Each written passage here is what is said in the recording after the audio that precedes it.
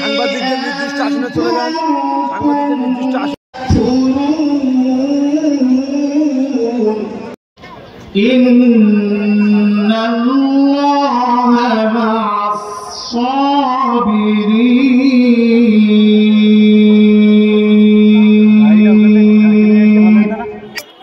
সেই থেকে আমি মানসিক সাহস পেয়েছি। উনি বলেছিলেন, মামু তুমি আর কেন্দ্র না, তোমার এই শোককে শক্তিতে পরিণত করে তুমি রাজনীতি করো। আমি সেই থেকেই আমি সাহসের সাথে ওখান থেকে আমি সাহস জুগিয়েছি। আমি আমার বক্তব্য দীর্ঘায়িত করবো না। যোগ্য সহধর্মী যিনি ছাত্র জীবনে রাজনীতি করেছেন এবং জনাব তরিকুল ইসলামের রাজনীতি জীবনের সত্যিকার অর্থে একজন সাহসী যে সহধর্মীর মতো কাজ করেছেন। আজকেও যে যার পুত্রকে সামনে নিয়ে জনগণের সঙ্গে কাজ করবার জন্য প্রেরণা জাগিয়ে চলেছেন। আপনাদের এই খুলনা বিভাগের গণতান্ত্রিক কর্মীদেরকে যিনি প্রেরণা যোগান, আমাদের সেই সকলের প্রিয় ভাবি, আমাদের বাংলাদেশ জাতীয় দলের ভাইস চেয়ারম্যান, আমাদের নার্গিস ভাবি, আমাদের খুশ আছে তাদেরই উপযুক্ত সন্তান যে আজকে তারুণ্যকে সঙ্গে নিয়ে গোটা খুলনা বিভাগকে সংগঠিত করছে এবং গণতান্ত্রিক আন্দোলনকে আরো বেগবান করে সাফল্যের পর্যায়ে নিয়ে আসছে।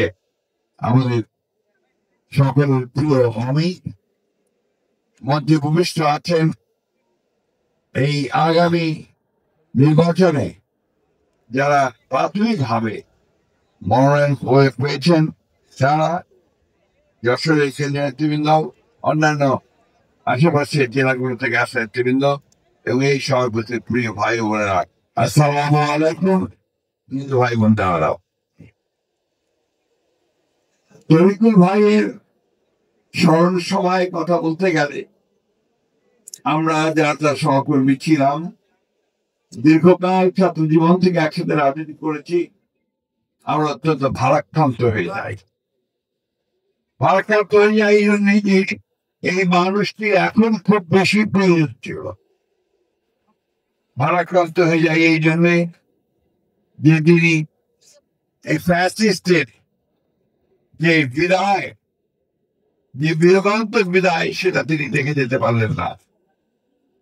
ভারাক্রান্ত এই জন্যে যে আমি ব্যক্তিগতভাবে আমার সবচেয়ে প্রিয় একজন শুভাকাঙ্ক্ষী এবং সত্যিকার অর্থেই একজন বন্ধুকে হারিয়েছি বলে, এবং জাতি একজন দেশপ্রেমিক মানুষকে হারিয়েছে।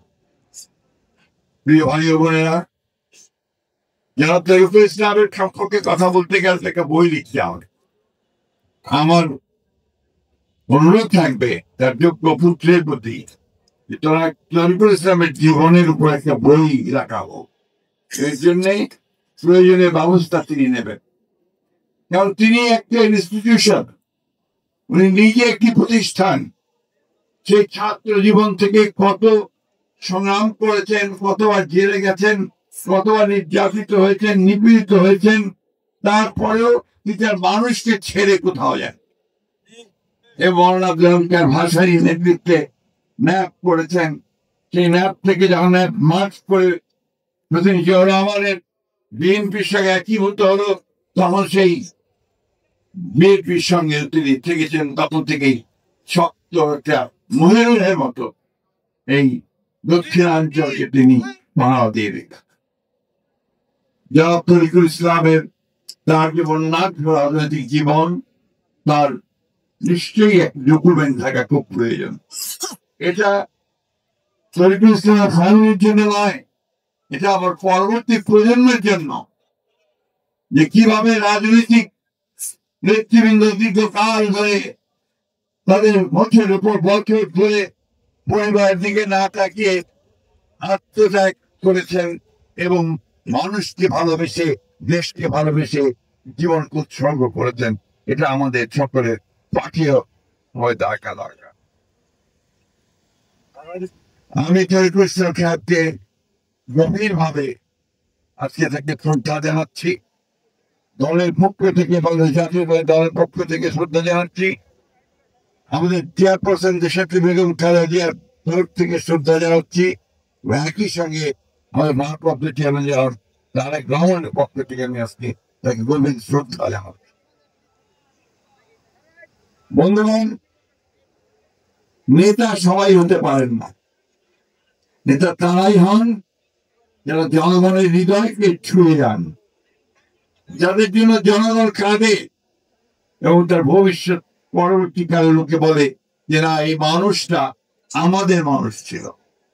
তরিকুল ইসলাম হচ্ছেন সেই ধরনের একজন মানুষ।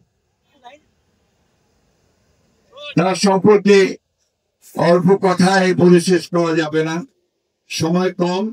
আমি সেই কারণে শুধু এইটুকু বলতে চাই, তরিকুল ইসলামরা বারবার জন্মান না, ইনারা কোন জন্ম রাজনৈতিক নেতৃত্ব, ইনারা মানুষকে যেমন বোঝেন, সাধারণ মানুষকে যেমন বোঝেন, তেমনি তারা রাষ্ট্রকেও বুঝতেন, রাজনীতিটাকেও ঠিক সেইভাবে বুঝতেন এবং সঠিক সিদ্ধান্ত দিতেন, পরামর্শ দিতেন।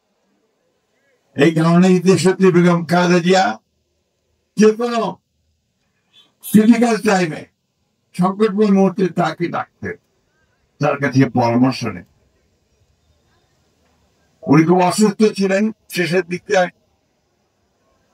তারপরে তাকে দেখেছি যে তিনি সেই অসুস্থ অবস্থায় দেশের নেত্রীর পরামর্শ অনুযায়ী তাকে পরামর্শ কাজ করছেন এবং দলের জন্য কাজ করছেন। এমনকি আন্দোলন থেকে যখন তার বিরুদ্ধে হুলিয়া মামলা চলছে, আন্দোলন থেকেও দলের জন্য কাজ করে যাচ্ছে। আপনারা আসলের মানুষ, আপনার তাকে আমার অনেক ভালো জানেন এবং আপনি জানেন যে এই মানুষটা কিভাবে আপনাদের সাধারণ মানুষের জন্য তার সারাটা জীবন উৎসর্গ করেছেন। আজকে এই ৭ম মৃত্যুবার্ষিকীতে আজকে যে তার আয়োজনে আপনারা প্রায় মুখ্যমন্ত্রী এসছেন, সেই জন্য আপনাদেরকে আমি নতুন একটা বাংলাদেশ গড়ার শপথ নিয়ে শহীদ প্রেসিডেন্ট জিয়া রহমানকে রাষ্ট্র পরিচালনার দায়িত্ব। আমরা আশা করব এই দিনটি আমরা যারা বাংলাদেশের স্বাধীনতায় বিশ্বাস করি, সার্বভৌমত্বে বিশ্বাস করি, আমরা যারা বাংলাদেশকে শেখ মুজিবুর জিয়া রহমানের বাংলাদেশের জাতীয়তাবাদের দর্শনের উপর ভিত্তি করে সমৃদ্ধ হয়ে উঠতে দেখতে চাই, তারা এই দিনটিকে আমরা অত্যন্ত মর্যাদার সঙ্গে গুরুত্ব সহকারে পালন করবো এবং আরেকবার শপথ নেব যে আমরা বিস্তার করতে দেব না। আমরা শপথ নেব যে বাংলাদেশের পায়ের উপর দাঁড়িয়ে একটা সমৃদ্ধ বাংলাদেশে পরিণত করব। আমরা শপথ নেব যে গণতন্ত্রকে আমরা আর কখনো হরণ করে নিয়ে যেতে দেবো না, মানুষের অধিকার করে নিয়ে যেতে দেবো না। এই বিষয়গুলো আমাদের মনে রাখতে হবে।